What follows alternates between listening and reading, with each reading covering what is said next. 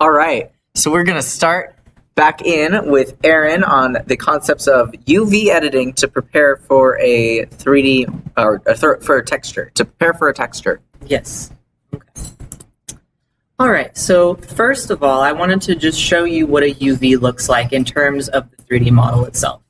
So you have a polygonal model right over here. This is what that model looks like when it is stretched out and flat, so it's two-dimensional. How a UV relates to textures is that you need to UV your 3D model before a texture will apply properly to it. It basically tells all the parts of the texture where they need to be in relation to the 3D model. This is what the UV grid looks like. Okay, so a UV map is basically a snapshot of the 2D version of a 3D model. So the best way that we were taught to think of how that works is to think of it more of like a sewing pattern. So when you first see a sewing pattern, it doesn't look like a shirt, usually. It looks pretty weird. It's made up of a bunch of different parts. But once you sew all of those parts together along the seams, it becomes a three-dimensional object. So that's basically what a UV does. They are very, very important for texturing your 3D models. And texturing, we're going to go over that a little more later in depth, but the most basic way to say texturing is that it's just adding colors and images to the 3D model itself. So it's not just like shaded default like gray or white. UVs are used differently in texturing depending on what kind of texturing you're doing. We are going to be doing hand-drawn today mostly, which means we're going to be doing it in the actual art program. And texture artists like us are going to be referencing our UVs to make sure that we're drawing on the right part of the model. For textures that are generated through the use of shaders, like really high definition textures that you can't do by hand because it would be just ridiculously too long to do that, generated textures still need to use UVs because they still need to reference all of those different parts of the model. So even when you're not working with it directly, it still has to be a good UV in order to work right. So this is something from last year's presentation. I wanted to include it because to sort of reiterate why UVs need to be arranged in such a way that you can do things properly. These UVs are terrible. Like if you were to try drawing over on top of this, everything's overlapping, it's stretching, we don't know what's what. You can see kind of with this one that it looks like it's a face, like you can see eyes, a mouth, and ears, but all of these faces are overlapping, so it would just look terrible if you tried to texture this. A good UV is something that is both easy to read and that has minimal or no stretching at all. Finn's going to talk a little bit more about stretching and what that looks like, but this UV is much better. We can see that the face is clearly up here. It's all in one sort of UV island. And the body, the hands, all of the different parts are separated in a way that we can see it and it makes sense. So how we used UVs in our game that we made for this was that we used a lot of, like I mentioned, hand-drawn textures. So this is that environment that you guys modeled before lunch. This is what it looks like finalized in our game with the texture that I made. In the UV editing workspace in Blender, you can see both the model and the UV, so that's where I'm at here. And I've selected my model so I can see my whole UV, and I've arranged all of my textures so that they show up properly in the 3D model. But this is what the UV actually looks like.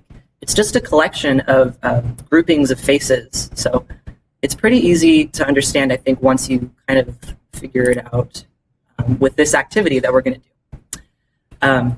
In order to help you figure out how UV works, because a lot of people, even in our field, struggle to understand UVs, they struggle to work with them in programs, what I wanted to have everybody do was to create a real 3D cube from a 2D drawing. So if you look in your binders, in your packets, there should be a page that has some UV discussion on it, and there should be 2 pictures of this little cube pattern right here. And what I wanted everybody to do was to cut out one of those cube patterns, fold it on the dotted lines, and then tape the seams. And then we're going to use those cubes later during our texturing session. All right, so we are going to actually create the UV for that environment that we just made. And it's going to be really easy because the seams that we want to cut at, we're just going to cut everything. Because I'm going to also make this a demonstration on how to arrange UV layout. And doing it in a simpler way like this, something that we might not need to cut into different pieces, it's easier to practice in that way than to start with a complex model that you're going to need to be cut in different pieces and then figure out how to arrange it. It's a good practice exercise. So one thing that I wanted to do before we get started with that is we need to invert our normals. So what the normals are, normal is the direction of a vertex in a 3D model that it's the direction that it points towards. If they are, if they're pointed the opposite direction that they're supposed to be, it flips the faces. And what normals determine is how the light interacts with the object. So right now, if we go up here, there's this drop-down menu that says overlays. If I click on that and then I go down and see this face orientation checkbox and click it, it shows me that the blue, let me show you where that is again. Let me leave that up. It's right here. The blue is where the texture is facing. What I was trying to explain when I created the plane, how when you grab it, you're grabbing the entire thing because it's facing only one direction. This is what I mean. These are planes, and when you go on the inside, oh, hold on. When you go on the inside, it's red because that's because the faces are directed outwards. We want them to be directed inwards because when we put this model into the Unity game engine, you're not going to see any of this red. It's actually going to be completely see-through, and you're not even going to see like the other side of it. It's going to be like it's not even there. If I'm inside it like this, it's invisible because you can't see anything that's red. It's just cold out, and the cold out is another term of exactly what I said. It's just invisible from that perspective. It will be visible from the outside, which is not what we want because we want to be inside of the room and we want to see the textures.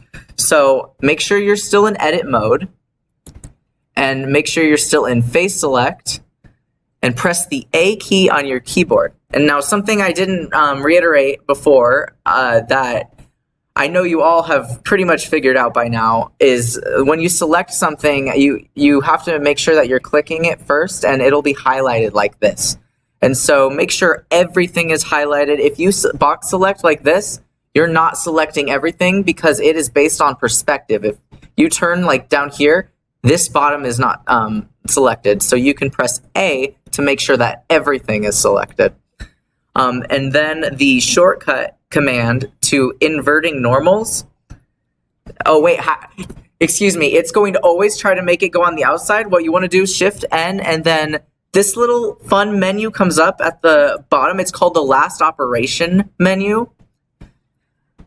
And it's got this little checkbox that says inside. It might be gone if you've clicked outside of the area at all. What you want to do is press Shift and N again, and it should pop up. If this little menu right here, this one at the very left, you're gonna have to open it up. You want to just do that command again, and it'll say, "Hey, this was your last operation. Here's the menu." And so you're gonna want to press this checkbox that says inside, and that flips it inside out. So now when we zoom in, everything is gonna be blue on the inside, which is what we want. In Blender, we can see everything because for 3D modeling purposes, you're going to want to be able to see everything while you're modeling it. But in Unity, it's going to be nothing is visible except for this blue facing side. So if you've ever played The Sims, you'll know kind of visually what I'm talking about. The walls, you'll be able to see the walls that you're looking at, like the back facing walls, but you won't be able to see the ones that would be blocking the environment. That's because they're planes, and the only thing that you see, unless you switch the mode, is the inside. When you turn the object, or turn the perspective in any way, you'll be able to see, all the inside here, instead of the outside blocking it. Okay, so now we are going to cut our UV. To do that, we don't have to go into the UV editing workspace, but I like to, so because you can actually just work with UVs in edit mode in your layout view. But what we're going to do is we're going to click right up here where it says UV editing, and that's going to take you to this different workspace. You have pretty much everything's the same except for that animation timeline's gone, and we have this big UV editor to the left now that's taking up half of our screen. This to the right is still our viewport. It's just what you were seeing in layout before. And so what you are going to want to do to see the layout on the left-hand side, you don't see anything right now, but what you want to how you activate it is by selecting everything on this right-hand side where the viewport is. So press A again, and you'll see that it's just kind of this square shape because we created a plane, and this was the original shape of that plane. We need to apply our transforms to be able to update that shape into what it is now. And so we're going to go into object mode. So while you're hovering around in this area, press tab or use that drop down menu like I showed you. You're going to press Ctrl A. That's going to bring up your apply menu, and you're going to want to select all transforms. All right. So I'm going to press tab to go back into edit mode. And definitely anybody, if you're stuck, please stop me so that I can go over anything. But we'll keep going for now because I think you're all caught up. And then what we need to do next is unwrap this new UV, which is going to look a little bit funny. Or actually, you know what? We can't unwrap it yet. If we try to unwrap it, which is what I'm going to show you, make sure everything's selected. Make sure you press A on your keyboard to have everything selected, and then press the UV menu. It's up at the top here. And if I press unwrap, it's going to give me an error and said unwrap failed to solve one of one island, and it's because there are no seams cut at all. We, like Aaron said, that sewing pattern, if you have no seams, then it's just like an already, sewn together sock. I don't know how to explain it because it doesn't just come out 3D and then you cut it. It's like the opposite. But yeah, it's like the opposite. With sewing, it starts out flat and you create it into a 3D object. This is the opposite. We want to take this object and create a flat image. So to mark every single seam, we are just going to keep everything selected. Another way to open up the UV menu is to press the U key on your keyboard. And let's press Mark Seam. Like I said, we could probably do it in a different way where not every single face is separated, but I also want to make this a practice in arranging UVs in a second here. And it's easier to attempt with simpler objects first. After you've done that, and all of these edges appear red, with everything still selected, like highlighted in that orange way, press A. Go back to UV and unwrap. And so that's what our object looks like when you separate all of the faces and you spread them out like a picture. If you aren't seeing this, it's probably one of two things. One, you might not have applied your transforms. Make sure you have your object selected in object mode and press Ctrl A and apply all transforms. If that's not the problem, make sure that you have every single seam, every single edge selected. And so in any mode, probably face or edge, press A and that'll guarantee that you're selecting everything. It's okay too if yours doesn't look exactly the same. I just mean the shape of it. If it looks like, one's like has another one hanging off of it, that means you probably didn't cut a seam and it's still connected to that part. So what we're going to do next is we're actually going to apply a temporary image texture to this mesh. So first step is we're going to go up to the workspaces up here. We're going to go up to the workspace menu and click on the shading workspace. And I'll explain what we're looking at. So, yeah, the workspace menu is right up here. Let me go back to UV editing for you. Yeah, it's right up here. And the one you're selected, just go 2 to the right. If it's a little hard to see, yeah, it's just 2 to the right. Awesome.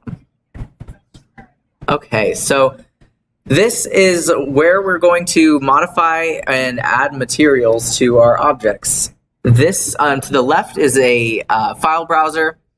Below it is just an image viewer. And then right here, I'll just state the obvious, this is still our 3D viewport. It looks different, but that's just because we are seeing it in a different material preview, or we're seeing it in material preview mode instead of solid mode.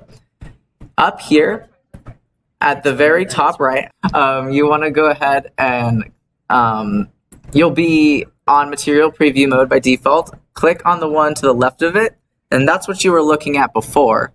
That's what the untextured model looks like. Mm-hmm. But the new one that Finn has, that's what it looks like with the current texture that it has, which is just a default one. Mm-hmm.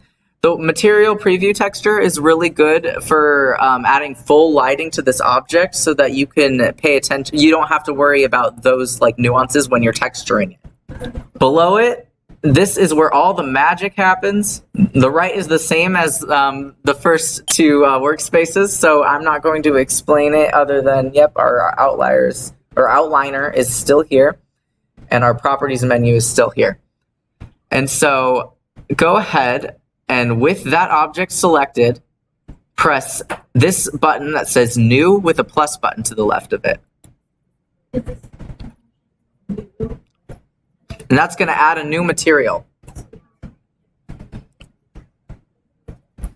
Right here is what your material name is. What? Oh, absolutely. I'll slow down for sure. I'm going to press Ctrl Z. And this is just when you enter shading mode alone. And right here, that's that button that I clicked. And yeah, this might seem foreign to you, probably will, but I'll explain it in sections. It's just 2 parts that we're seeing here. Don't worry about all the little details. Yeah, don't worry about all the little details. I'll show you what to worry about. You guys are great. Awesome.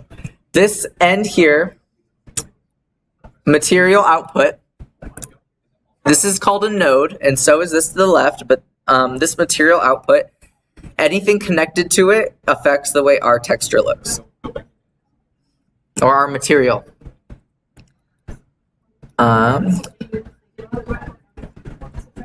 Connected to, yeah, what?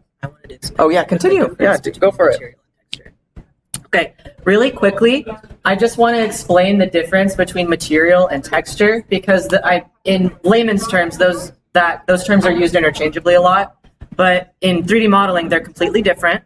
What you're looking at right here, this is the material. Okay, this is what is being directly applied to the 3D model. The whole thing is the material. Yeah, this node right here is the shader. Yes.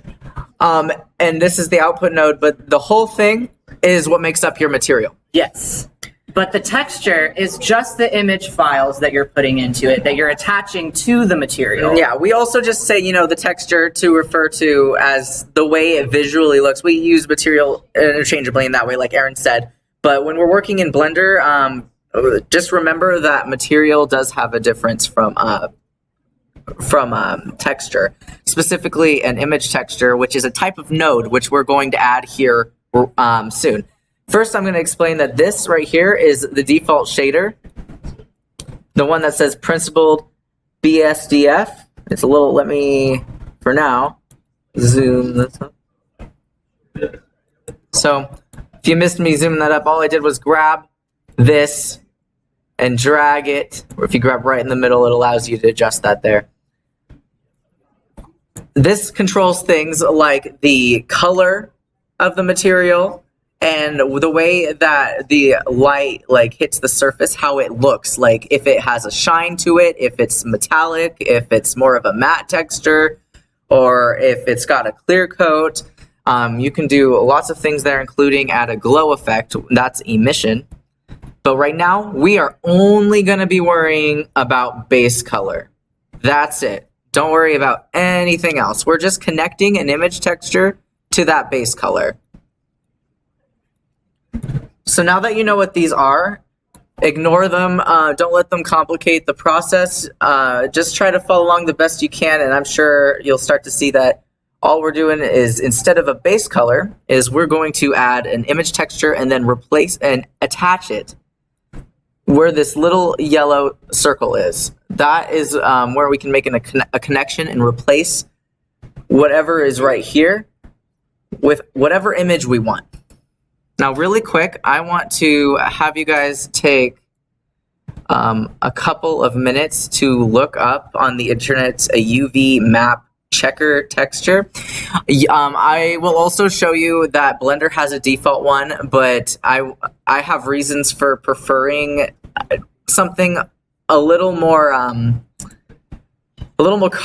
colorful and with letters or numbers, because it really helps you understand the orientation of your UV island, which are the individual parts, like where the seams cut a part that stands on its own. That's a UV island.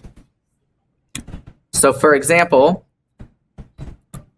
this right here, if I go to island select, which this is just like in edit mode where you can have different selections. If I go to island select, and don't pay attention to that too much right now, we'll go over it multiple times. I just want to show you that if I click it, that selects an individual island. And so that's what I'm talking about whenever I say UV island. And so as you can see, if we're arranging this, we actually have no idea which one this is unless we click on an individual face and then it appears. That's a fine process. I actually used to do texturing that way or do UV editing that way, but it took a lot longer than the process I'm about to show you with using an actual texture image to help you arrange your UV layout. The reason why we'd want to arrange our UV layout any differently is because maybe our texture artist isn't the same as our 3D artist, and you want to be able to convey in the UV layout the shape of the mesh. Like you want it to be representative of it. So instead of just all the boxes packed together like this, we want it to be like that cube that you folded up, where there is an obvious method to where they fold.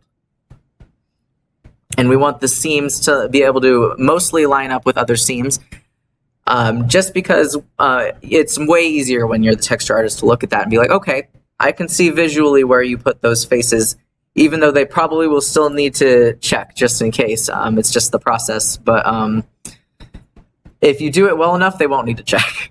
So let's go ahead and go online and find a UV map checker texture. That's exactly what I typed in here, UV map checker texture. Oh, well, yeah, and you can download it the way Aaron explained. You guys know how to copy and paste, but you guys need to download this in order for it to work. Yeah, you need to save it in order for it to work. Does anybody not know how to save a file like this? You explained that. I didn't. With the mood board? I told them how to copy and paste it in there. Yeah, we just want to be inclusive. Does anybody need help with that at all? Okay, very good. See, we figured. But so the reason for this, like I said, is it makes it a lot easier to arrange the layout, and that's what we're going to start to do. Download that, and when everybody is, not this specific one, pick one of your own. Yeah, I know, I'm sorry, I'm picking one.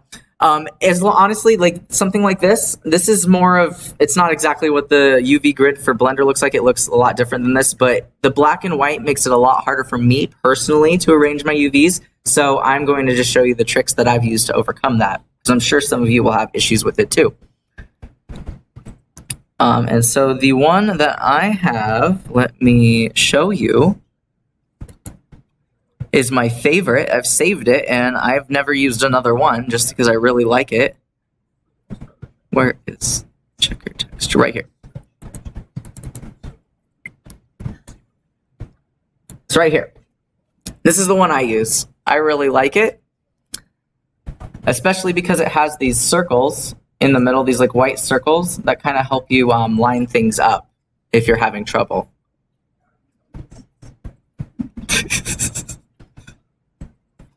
Once you have that downloaded, we're going to need to add an image texture node. And so it's the same shortcut as the add menu for modeling, for you like adding a mesh. It's Shift and A. Make sure that you're hovering your cursor over this area though, over this region, the node editor. Shift A, and then hover over texture, and then choose image texture. I'll stay there for a second so you guys can see. Right there. When you click it, it's going to be stuck to your cursor because it's going to want you to position it somewhere. And place it to the left-hand side because we're going to need to connect this to here. So it's only natural. I'm going to. I'm just demonstrating so they can see what the goal is. Awesome. And so the way we make connections is by this color to base color.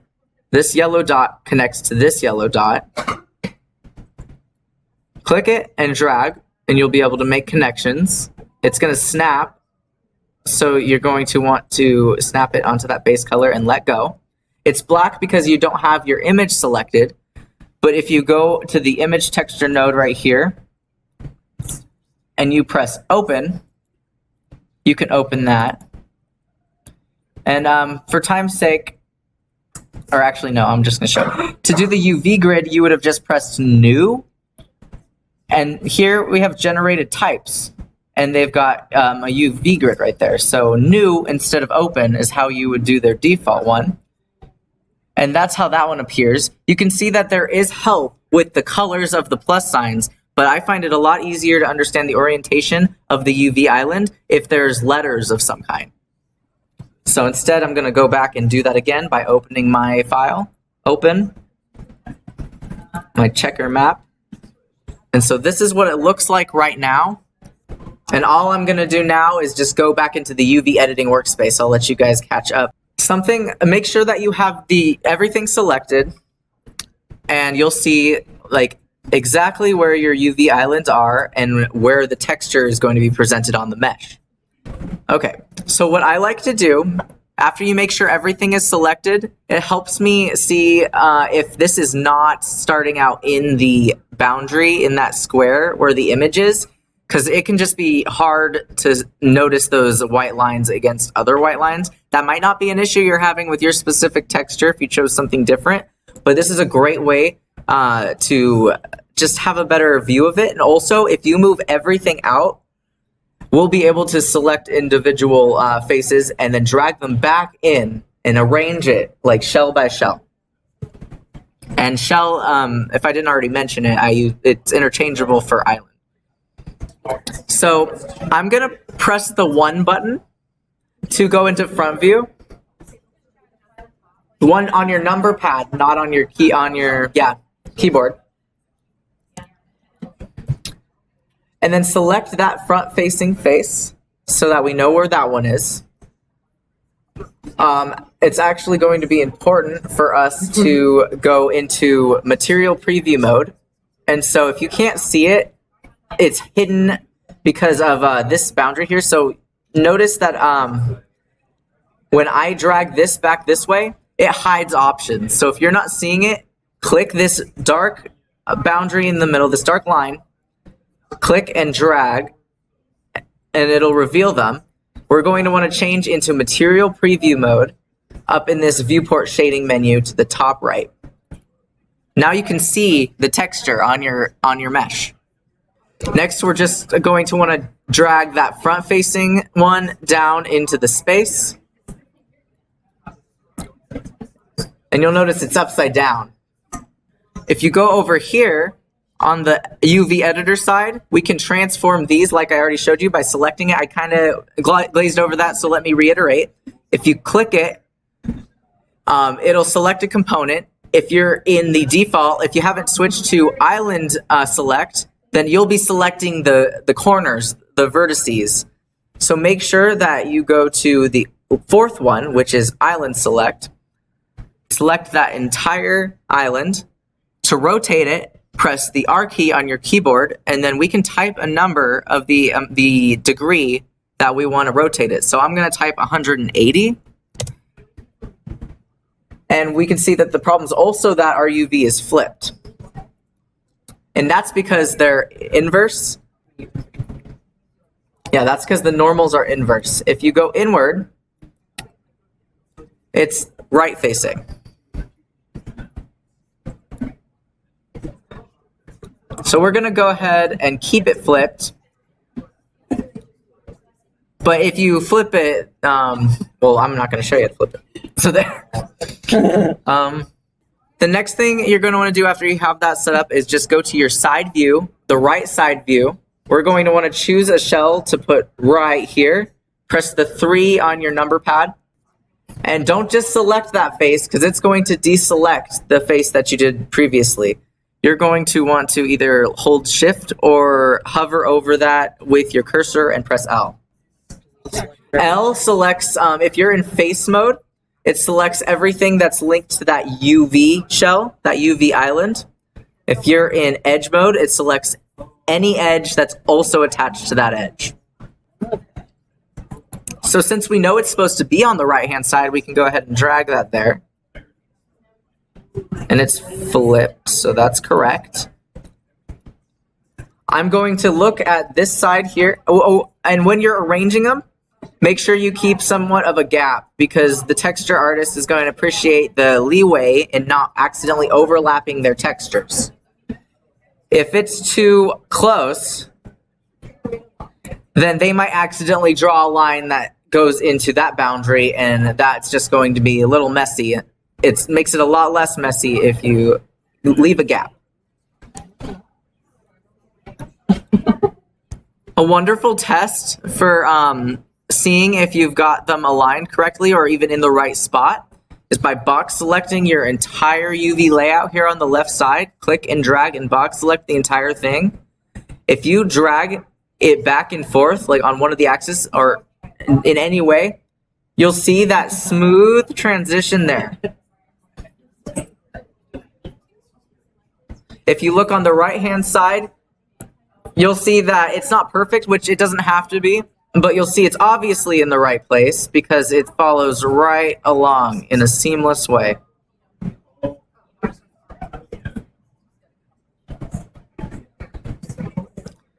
And that's the same process for the entire thing. Go ahead and go to the top view by pressing the 7 button on your number pad and select that face. And you can put that on top. It becomes easier after you have more on there because you have stuff to look at and be like, yeah, that goes to the left, that goes to the right.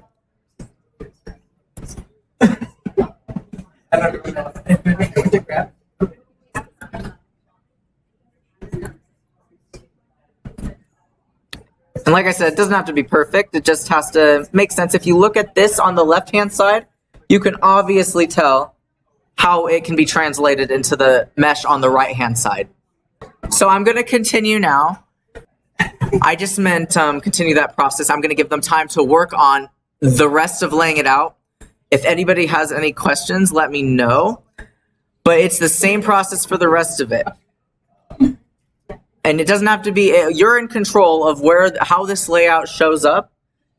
It doesn't have to be a certain way to work, but it's just, if it makes sense to you, if you can see it and you can see how it translates to the mesh, then you're doing it right. So I'm going to press the accent key. That's the shortcut that brings up the menu for all of the different views. It's at the top left under your escape key. It's that accent or tilde key.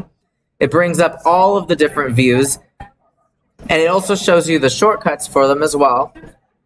But the thing is you want to be wary that top, right, bottom. So if you press 4, 8, 2, the arrow keys essentially. So you look at your number pad, the arrow keys, it doesn't switch to a view. It moves it to that direction. So just to be clear, that tilde menu, that if you hold the tilde key, and that's also the accent key, then you see that it says 4. it's not the same as pressing the number 1, which takes you to the front view and shows you it's straight on. If you press 4, it'll move to the left, but it doesn't take you to the left view. So let's press that accent key again, and release the key while your cursor is over left. That'll take you to that view. So go ahead and select that face. And I accidentally let go of my selection, so that's totally okay. I'm just going to select I'm just going to press Ctrl Z, and Ctrl Z actually works for selections too. So if you ever want to undo something and go back to what you had previously selected, Ctrl Z works in that way too. So again, I'm going to go to my left view. I'm going to explain what I'm doing a little more briefly than I did before for the sake of time.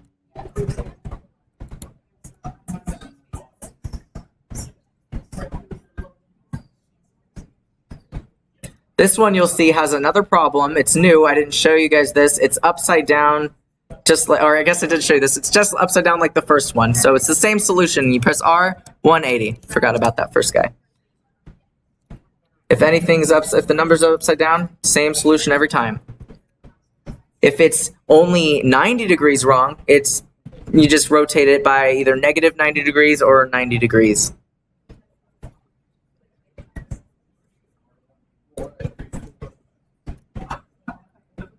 I'm going to select my bottom face and move it to the bottom.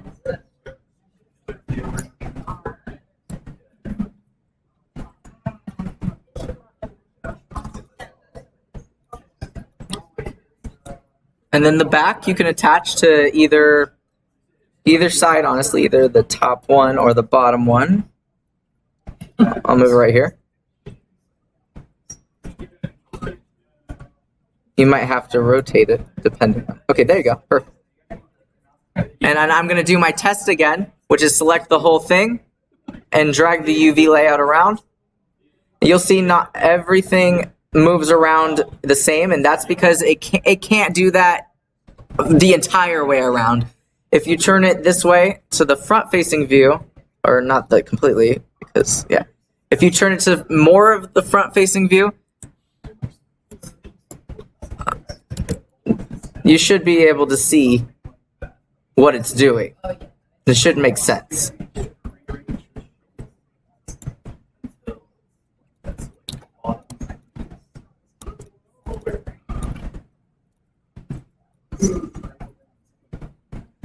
And I'm going to give you guys a couple of minutes to rest on that and get some help if you need any.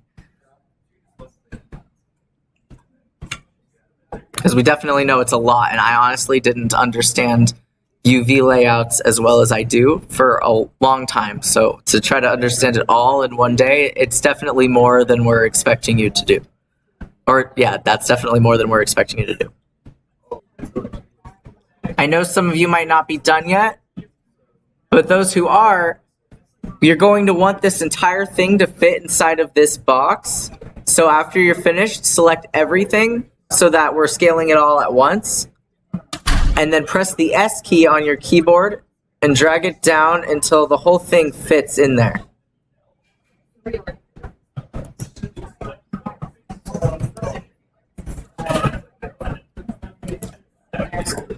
And you might find that you cut yours you arrange yours in a slightly different way.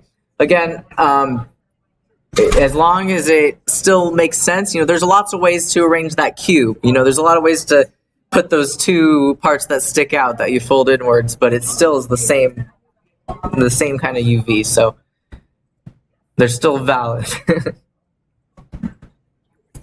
But definitely try to aim for what we've got here so we don't get too off track. Oh, hard to see you, right? Select them for you so you can see that better. And this is the last step for this object. It's ready for texturing, so afterwards we're going to move on to our next object. So if you do have just a little bit more rearranging to do, it's definitely going to be okay. To export your UV layout as a picture, which is what you're going to want to do, is go up onto the left-hand side, the UV editor, UV, this menu up here, all the way at the bottom it says Export UV Layout, and you'll click on that and it'll bring up a file explorer where you can save it as a picture. And probably make sure that those are somewhere you can find them easily, like in your on your desktop or in a folder.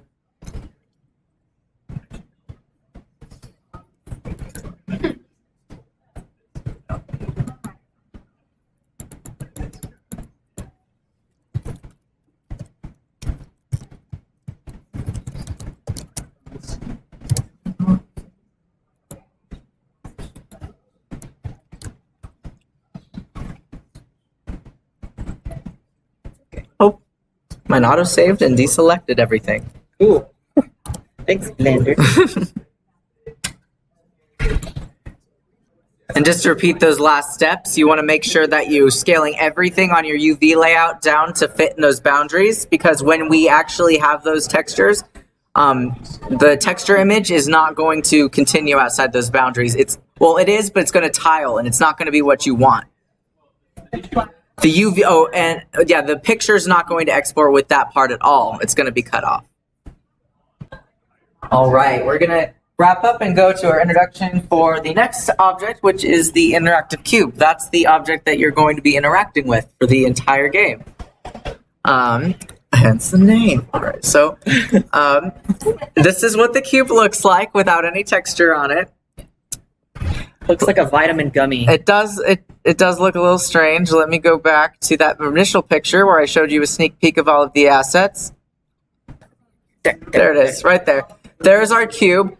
We have logoed it with a duck because in GIM we have kind of an inside joke with coding ducks, and we add the logo of like a duck visual to almost everything that is meant to represent us, and so we wanted to add that here as well. So that's what it's going to end up looking like. It's a really easy texture, just made out of solid colors for the most part, except for that duck, or that duck is a solid color, but that's the most complicated part of this design, and it's not very complicated.